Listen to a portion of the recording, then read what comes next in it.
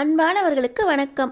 நம்ம சுட்டும் விழி சுடரே சீரியலில் கோர்ட் வாசலில் வச்சு தான் பார்வதி அக்காவோட ஒரிஜினல் போஸ்ட்மார்ட்டம் ரிப்போர்ட் இப்போ நம்ம கையில் இல்லை, அதை யாரோ திருடிட்டாங்க இல்லை தொலைஞ்சு போயிருக்கணும் அப்படின்னு பிரபாகரனுக்கும் தெரியுது, அபிக்கும் தெரியுது. ஒரு கொலைக்கேஸை ரீஓப்பன் பண்ணி அதுக்கான எவிடன்ஸை நம்ம சமர்ப்பிக்கலைன்னா அதுக்கான தண்டனை டபுள் பங்காக கூட கிடைக்கிறதுக்கு சான்சஸ் இருக்குது. மறுபடியும் இந்த கேஸை ரீஓப்பனும் பண்ண முடியாதே, நமக்கு இருந்த வாய்ப்பு எல்லாமே நழுவி போயிடுச்சோ அப்படின்னு பிரபாகரனும் அபியும் கலங்கி நிற்கிறாங்க. உங்கள் எவிடன்ஸை சமர்ப்பிச்சிட்டிங்களா அப்படின்னு ஜட்ஜி மேடம் கேட்குறப்ப பிரபாகரனுக்கும் அபிக்கும் என்ன செய்கிறதுனே தெரியல.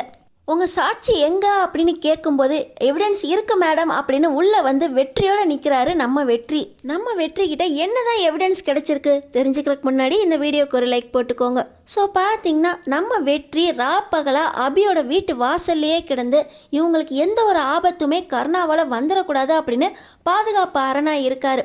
நம்ம வெற்றியை சண்முகமும் சரி அபியும் சரி கொஞ்சம் கூட கண்டுக்கவே மாட்டாங்க. வாசலில் தானே கிடக்காரு, அவராக தெளிஞ்சு இங்கேருந்து போனால் போகட்டும் அப்படின்னு தான் வாசல்லே இருக்க விட்டாங்க. ஆனால் நம்ம வெற்றி நம்ம சுடருக்காகவும் அபிக்காகவும் தன்னால் தான் 10 வருஷம் ஜெயிலில் கிடந்து தான் குழந்தையும் செய்யாத குத்தத்துக்காக அபியும் தண்டனை அனுபவிச்சிருக்காங்க. இந்த கேஸில் எப்படியாவது யார் கொலைகாரங்க அப்படின்னு கண்டுபிடிச்சே ஆகணும். அபியை கண்டிப்பாக வெளியே கொண்டு வந்துடுறேன் அப்படின்னு சுடருக்கு கொடுத்த வாக்குறுதியை நிறைவேற்றியே ஆகணும். அதுக்கு நான் எவ்வளோ கஷ்டப்பட்டாலும் பரவாயில்ல அப்படின்னு நைட்டு தூங்காமல் கூட கிடக்காரு. விரிக்க படுக்க பெட்ஷீட்டும் கிடையாது, தலைவாணியும் கிடையாது, கொசுக்கடியிலேயே கிடக்காரு. நம்ம சுடர் அவங்க அம்மாவுக்கும் வீட்டுக்கும் தெரியாமல் கொண்டு வர சாப்பாடும், தருண் அவங்க அப்பா அம்மாவுக்கு தெரியாமல் கொண்டு வந்து தர சாப்பாடும் தான் நம்ம வெற்றிக்கு பசியாரக்கு இருக்குது. இப்படி அரை வயிற்று சாப்பாட்டோட வெற்றி சுடருக்காகவும் அபிக்காகவும் வாசல்லே கிடக்காரு. ஒவ்வொரு நேரம் நீ இன்றைக்கி ஸ்கூலுக்கு போக வேண்டாம், இன்றைக்கி நான் விடிய காலையிலேயே ஒரு எவிடன்ஸை தேடி போக வேண்டியிருக்கு அப்படின்னு சொல்லி ஸ்கூலுக்கு கூட போக விடாமல் பாதுகாப்பு கொடுத்து அவர் இருக்கிற வேலையும் எவிடன்ஸையும் தேடி அலைஞ்சிக்கிட்டு இருக்காரு. இந்த நிலைமையில தான் இவ்வளோ கஷ்டப்படுற நம்ம வெற்றிக்கு உடம்பு சரியில்லாமல் போகுது.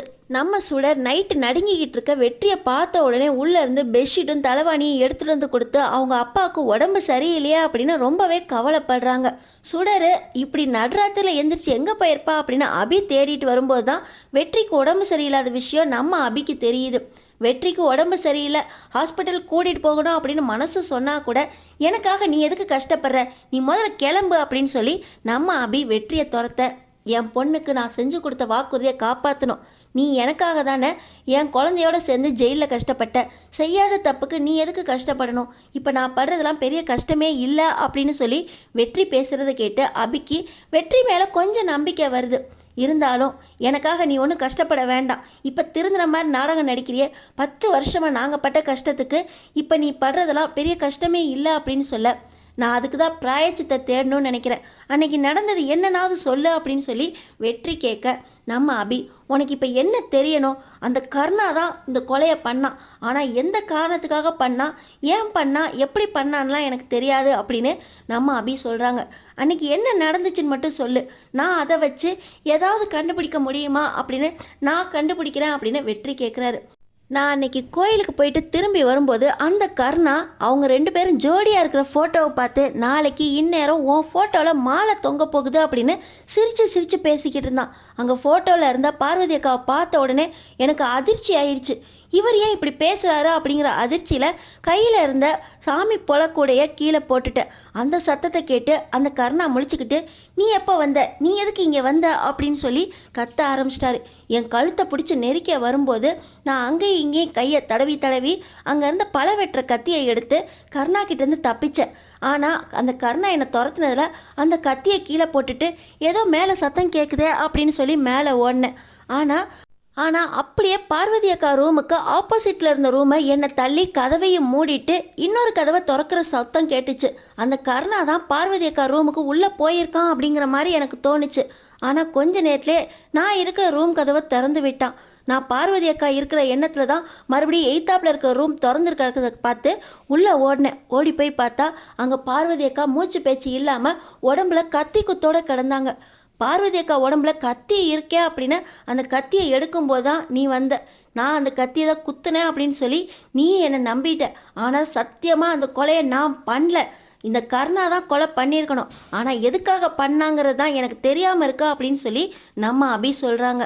இவ்வளோ சொல்லிட்டில அபி, இதுக்கு மேலே நான் பார்த்துக்கிறேன் அப்படின்னு சொல்லி வெற்றி பார்த்திங்கன்னா உடம்பு முடியாமல் இருக்க, நீ முதல்ல ட்ரீட்மெண்ட் எடுக்க பாரு, நீ கேட்டியன்னு தான் சொன்னேன், இதுக்கு மேலே உன்னோட உதவி எனக்கு தேவைப்படாது, என்ன நடந்துச்சுன்னு சொல்லிட்டேன்ல, இன்னமும் இந்த வாசல்லே கிடந்து இதுக்கு மேலே எங்கள் மேலே பாவத்தை ஏற்றாத அப்படின்னு சொல்லி அபி வெற்றியை திட்டிட்டு உள்ளே போயிடுறாங்க.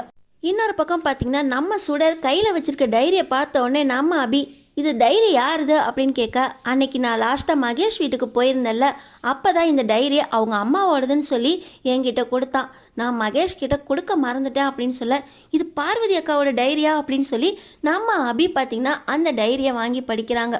மகேஷ் பிறக்கிறதுக்கு முன்னாடி தன்னோட மழலை சத்தம், தன்னோட மழலையோட சிரிப்பு எப்படி இருக்கும் அப்படின்னு கற்பனையாக கவிதையாக பார்வதி அக்கா எழுதி வச்சுருக்கிறத பார்த்து, இந்த அருமை தெரியாமல் இந்த பார்வதி அக்காவோட டைரியை யார் வீட்டையும் கொடுக்க வேண்டாம், நானே வச்சுக்கிறேன் அப்படின்னு சொல்லி நம்ம அபி பார்த்திங்கன்னா அவங்க பேக்கில் போடுறாங்க.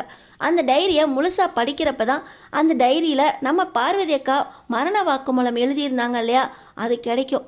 ஆனால் நம்ம அபி அதை படிக்காமல் பத்திரமா வைக்கிறேன் அப்படின்னு பேக்கில் வச்சிட்டாங்க. சரியா இந்த நேரத்தில் தான் நம்ம சுடர் கேட்குறாங்க, எதுக்காக பார்வதி அம்மாவை கொன்னாங்க அப்படின்னு சொல்லி கேட்க, அது தெரியாமல் தான் நான் இத்தனை வருஷமாக இந்த கேஸில் மாட்டிக்கிட்டு இருக்கேன் அப்படின்னு அபி சொல்கிறாங்க.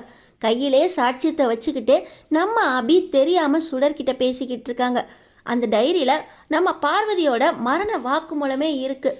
நம்ம பார்வதி அக்கா சாகறதுக்கு முன்னாடி, இந்த கர்ணாவை நம்பாதீங்க, இந்த கர்ணா இத்தனை வருஷமாக என் மேலே அன்பாக இருக்கிற மாதிரி நடித்து என் தங்கச்சி ஸ்வேதாவை மடக்கி போட நினைக்கிறான். என் தங்கச்சி ஸ்வேதாவை அவனுக்கு ரொம்ப பிடிக்குமா, ஸ்வேதாவை அடைகிறதுக்காக என்னையும் கொல்ல துணிஞ்சிட்டான். நான் உயிரோடு இருந்தால் ஸ்வேதா அவனுக்கு கிடைக்க மாட்டான். நான் செத்ததுக்கப்புறம் அந்த பரிதாபத்தை வச்சு ஸ்வேதாவை கல்யாணம் பண்ணுறதுக்காக இந்த கர்ணா திட்டம் போட்டுக்கிட்டு இருக்கான். இந்த கர்ணா இன்னைக்கு என் பால், நான் குடிக்கிற பாலில் விஷத்தை கலந்து கொடுத்து என்னை கொல்றதுக்கும் முடிவு பண்ணிட்டான். நான் இதை டைரியை கடைசியாக எழுதுகிறேன். கண்டிப்பாக ஸ்வேதா இந்த கர்ணா கையில் மாட்டவே கூடாது. நான் செத்தாலும் பரவாயில்ல, இந்த மரண வாக்குமூலத்தை வச்சு இந்த கர்ணாவை ஜெயிலில் போடணும். ஸ்வேதாவை யாராவது எப்படியாவது காப்பாற்றிருங்க. என் புள்ள மகேஷை கர்ணா கிட்ட கொடுத்துறாதீங்க அப்படின்னு பார்த்தீங்கன்னா இந்த பார்வதி அக்கா கடைசி நேரத்தில் சாக போகிற அந்த நேரத்தில் மரண வாக்குமூலம் எழுதுனாங்க. அதுக்கப்புறம் தான் பார்த்தீங்கன்னா நீ இன்னும் சாகலையா அப்படின்னு சொல்லி இந்த கர்ணா பார்த்தீங்கன்னா கத்தி எடுத்துகிட்டு வந்து நம்ம பார்வதி அக்காவை குத்துனான். நம்ம பார்வதி அக்கா உடம்புல இருந்த விஷத்திலே இறந்து போயிட்டாங்க. அப்படி இருந்தும் இந்த படுபாவிக்கு கொலவெறி தீராமல் பார்வதி அக்காவை கத்தியிலையும் குத்திட்டு, வேற எந்த கத்தியும் இல்லை, நம்ம அபி பார்த்திங்கன்னா கர்ணாவோட போராடும் போது கைரேகை படிஞ்சிச்சு பார்த்திங்கன்னா, அந்த கத்தியை எடுத்துகிட்டு வந்து பார்வதி அக்காவை குத்திட்டு அந்த பழியை நம்ம அபி மேலே போட்டுட்டு சொத்துக்காக தான் கொன்னா அப்படிங்கிறதுக்காக சுற்றி சொத்து பத்திரம் நகை எல்லாத்தையுமே பரப்பி போட்டிருந்தான். அதுக்கப்புறம் தான் இந்த ரூம் கதவை திறந்து விட்டுட்டு அபி இருந்த ரூம் கதவையும் திறந்து விட்டுட்டு இந்த கர்ணா கிரேட் எஸ்கேப் ஆகிட்டான். ஆனால் அது தெரியாமல் தான் நம்ம அபி அந்த ரூம்லேருந்து பார்வதி அக்காக்காக இந்த ரூமுக்கு ஓடி வர, இங்கே எல்லா பத்திரமும் பரப்பி கிடக்க, பார்வதி அக்கா மேலே இருந்த கத்தியை இந்த அபி எடுத்தாங்க. பார்வதி அக்கா மேலே இருந்த கத்தியை எடுக்கும்போது தான் வெற்றி பார்த்துட்டு அபி தான் சொத்துக்காக சுற்றி இருந்த நகைக்காக பார்வதி அக்காவை கொண்டுட்டாங்க அப்படின்னு தப்பாக நினச்சி போலீஸையும் வர வச்சு கர்ணாவோட சேர்ந்துக்கிட்டு அபியை ஜெயிலில் தள்ளினாங்க. இப்போ பார்த்தீங்கன்னா கேஸ் ரியோப்பன் ஆகி யாருமே சாட்சியே இல்லை அப்படின்னு நிற்கிறப்போ நம்ம வெற்றி சாட்சியோடு வந்து நிற்கிறாரு. நம்ம வெற்றி குளிரில் நடுங்கும்போது நம்ம சுடர் பாப்பா ஒரு பெட்ஷீட் எடுத்துகிட்டு வந்துச்சு பார்த்தீங்கன்னா, அந்த பெட்ஷீட்டோடு சேர்த்து நம்ம அபியோட பேகையும் எடுத்துகிட்டு வந்து வெற்றி கூட போட்டுருச்சு. நம்ம வெற்றி பார்த்திங்கன்னா எல்லாம் என்ன நடந்துச்சா அப்படின்னு நம்ம அபி மூலமாக கேட்டு தெரிஞ்சுக்கிட்டதுக்கப்புறம் பெட்ஷீட் எடுத்து படுக்கும்போது தான் அந்த பையை பார்த்த உடனே அந்த பை அபியோடது தானே அப்படின்னு என்னென்ன இருக்குன்னு பார்க்குறப்ப தான் நம்ம சுடர் பார்த்திங்கன்னா அந்த டைரியை அபிக்கிட்ட கொடுத்தாங்கல்ல, அந்த டைரி வெற்றி கையில் கிடைக்குது. அந்த டைரியை முழுசாக நம்ம வெற்றி தான் படிக்கிறப்ப தான் கர்ணாவோட சுயரூபம் நம்ம வெற்றிக்கு தெரிய வருது. இன்னொரு பக்கம் பார்வதி அக்காவோட போஸ்ட்மார்ட்டம் ரிப்போர்ட்டை இந்த கர்ணா எரிக்கிறார் பார்த்தீங்களா, அதை வீட்டில் இருக்கிற திவ்யா பார்த்துடுறாங்க. ஏற்கனவே திவ்யா நீ கர்ணா மேலே ரொம்ப சந்தேகப்படுற, கர்ணா அண்ணன் ரொம்ப நல்லவங்க, உன் குழந்தை மேலே இருக்க பாசத்தினால அபி பேச்சை கேட்டு கர்ணா அண்ணனை நம்பாமல் இருக்கிறியா அப்படின்னு இந்த திவ்யா திட்டிட்டு போனதுக்கப்புறம் வீட்டில் கர்ணா அந்த வக்கீலோட பேசுகிறத பார்த்துடுறாங்க. அந்த வக்கீல் பார்த்திங்கன்னா கர்ணா கிட்ட அபிக்கும் பிரபாகரனுக்கும் கிடைச்சிருக்கிறது சாதாரண எவிடன்ஸ் இல்லை, பார்வதியோட ஒரிஜினல் போஸ்ட்மார்ட்டம் ரிப்போர்ட். நான் அங்கே வச்சிருக்கிற ஆளுங்களால் பிரபாகரன்ட்டேருந்து இந்த போஸ்ட்மார்ட்டம் ரிப்போர்ட்டை நான் எடுத்துகிட்டு வந்துட்டேன் அப்படின்னு சொல்லி அந்த போஸ்ட்மார்ட்டம் ரிப்போர்ட்டை கர்ணா கிட்ட கொடுக்க, அந்த கர்ணா இதுக்கு மேலே இந்த எவிடன்ஸ் இருக்கவே கூடாது அப்படின்னு நெருப்பில் எரிக்கிறாரு. இதை தான் பார்த்திங்கன்னா நம்ம திவ்யா வீடியோவாக பிடிச்சி வச்சுருக்காங்க. இவங்களுக்கு இப்போ தான் இந்த கருணாவோட சுயரூபம் தெரியுது. இது இப்போ நம்ம கருணா கிட்ட எந்த உண்மையும் கேட்கக்கூடாது, அப்புறம் நம்மளும் மாட்டிக்குவோம் அப்படின்னு சொல்லி திவ்யா புத்திசாலித்தனமாக அதை வீடியோ எடுத்ததோடு இல்லாமல் நேராக ஸ்வேதா கிட்ட போய் அந்த வீடியோவையும் காட்டி இப்போ நம்ம எதுவுமே கருணாவை செய்ய வேண்டாம், எதுக்காக இவர் இதை எரிச்சாரு அப்படிங்கிற விஷயம் கோர்ட்டுக்கு போனால் தான் தெரியும். இத்தனை வருஷமாக அபி தான் கொலை பண்ணாருன்னு நினச்சோம். ஆனால் பார்வதி அக்காவோட போஸ்ட்மார்ட்டம் ரிப்போர்ட்டை இந்த கருணா எரிக்கிறாருன்னா இதில் ஏதோ விஷயம் மறைஞ்சிருக்கு. கருணா நம்மக்கிட்ட ஏன் நல்லவராக நடிக்கிறாரு, எல்லாத்தையும் நம்ம பார்த்துக்கலாம், கோர்ட்டுக்கு போனால் தான் விஷயம் தெரியும் அப்படின்னு சொல்லி ஸ்வேதா கிட்ட உண்மையை சொல்லி திவ்யா ஸ்வேதாவையும் கோர்ட்டுக்கு கூப்பிட்டு வராங்க. நம்ம வெற்றி கிட்ட இப்போ இருக்கிறது இந்த திவ்யா எடுத்த அந்த போஸ்ட்மார்ட்டம் ரிப்போர்ட்டை எரிக்கிற வீடியோ. கருணா போஸ்ட்மார்ட்டம் ரிப்போர்ட்டை எரிக்கிற வீடியோவும் பார்வதி அக்கா கடைசி நேரத்தில் எழுதின மரண வாக்குமூலம் எழுதின அந்த டைரியும். அது மட்டும் இல்லாமல் பார்வதி அக்கா ரூமில் இருந்து நம்ம வெற்றி ஒரு ஃபோன் எடுத்தார் இல்லையா, அந்த ஃபோனில் என்னென்ன இருக்குன்னு செக் பண்ணப்போ தான் ஸ்வேதா கூட பேசிக்கிட்டு இருக்கும்போது கால் ரெக்கார்டிங்ஸில் கருணாவோட குரலும் பதிவாயிருக்கு. நான் உன்னை இதுக்காக தான் கொல்ல போகிறேன், நீ குடித்த பாலில் விஷம் கலந்துருக்கு, உன்னை கொன்னுட்டு உன் தங்கச்சி ஸ்வேதாவை நான் கல்யாணம் பண்ணிக்க போகிறேன், எப்படியாவது மகேஷ் மேலே இருக்க பாசத்தில் ஓம் பிள்ளைய பார்த்துக்கிறதுக்காகவாவது ஸ்வேதாவை நான் கல்யாணம் பண்ணிக்குவேன், ஏமாற்றி கல்யாணம் பண்ணிட்டு அவளோட சந்தோஷமாக வாழ போகிறேன், அதுக்கு தடையாக இருக்கிற நீ செத்து போகணும், அதுக்கு தான் உனக்கு விஷம் கலந்து உனக்கு கொன்னேன் அப்படின்னு சொல்லி இந்த கருணா அவரோட வாயிலேயே பார்வதி அக்காவை எதுக்காக கொன்னோம் அப்படின்னு பார்வதி கிட்ட பேசின அந்த ஆடியோவும் அந்த ஃபோனில் இருக்குது. இப்போ நம்ம வெற்றி திவ்யா கொண்டு வந்த வீடியோ, டைரி, அது மட்டும் இல்லாமல் பார்வதி அக்காவோட ஃபோனில் இருக்கிற ஆதாரம் எல்லாத்தையுமே கோர்ட்டில் சமர்ப்பிக்கிறார். ஒரு ஆதாரமும் இல்லை அப்படின்னு வெறும் கையோடு இருந்த பிரபாகரனுக்கும் அபிக்கும் இவ்வளோ ஆதாரத்தோடு வந்திருக்கா வெற்றி அப்படின்னு ரொம்ப சந்தோஷமாக இருக்குது. அது மட்டும் இல்லாமல் நீங்கள் வீட்டிலே இருங்க, முக்கியமான விஷயமா வெளியே போகிறேன் அப்படின்னு வெற்றி சொன்னார்ல, வேறு எதுவும் இல்லை, மாணிக்கம் வெளிநாட்டுக்கு போகிறான் அப்படின்னு தெரிஞ்சுக்கிட்டு ஏர்போர்ட்டுக்கே போய் மாணிக்கத்தை பிடிச்சிட்டு வந்திருக்காரு வெற்றி. குட்டி புலியோட பாதுகாப்பில் தான் மாணிக்கத்தை வச்சு கரெக்டாக கோர்ட் ஹியரிங்ஸ் அன்னைக்கு மாணிக்கத்தையும் பிடிச்சிட்டு வந்து வெற்றி கோர்ட்டில் சமர்ப்பிச்சிருக்காரு. இந்த மாணிக்கத்தை அடித்து உதச்சா எல்லா உண்மையும் வெளியே வரும், உனக்கு எப்படி இந்த போஸ்ட்மார்ட்டம் ரிப்போர்ட் வந்துச்சு அப்படின்னு கேட்குறதுக்காக போலீஸ்கிட்டையும் மாணிக்கத்தை சரண்டர் பண்ணிட்டாரு.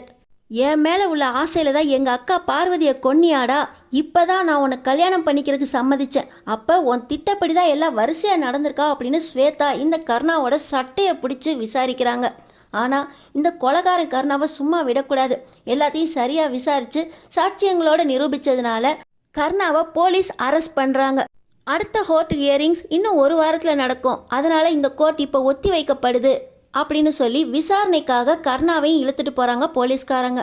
இப்போ நம்ம வெற்றியை அப்பான்னு கூப்பிடுவாங்களா சுடர், வெற்றி செஞ்ச சரியான நேரத்தில் கொண்டு வந்த இந்த ஆதாரங்களுக்காக அபி நம்ம வெற்றிக்கு எப்படி நன்றி சொல்ல போகிறாங்க. நம்ம வெற்றி 10 வருஷமாக தன்னால் கஷ்டப்பட்ட அபிக்காகவும் சுடருக்காகவும் இவ்வளவும் செஞ்சேன் அப்படின்னு சொல்லி அபியையும் சுடரையும் ஏற்றுக்குவாரா. அடுத்தடுத்து என்ன நடக்க போகுது தெரிஞ்சுக்கிறதுக்கு நம்ம சேனலை சப்ஸ்கிரைப் பண்ணி தொடர்ந்து பாருங்கள்.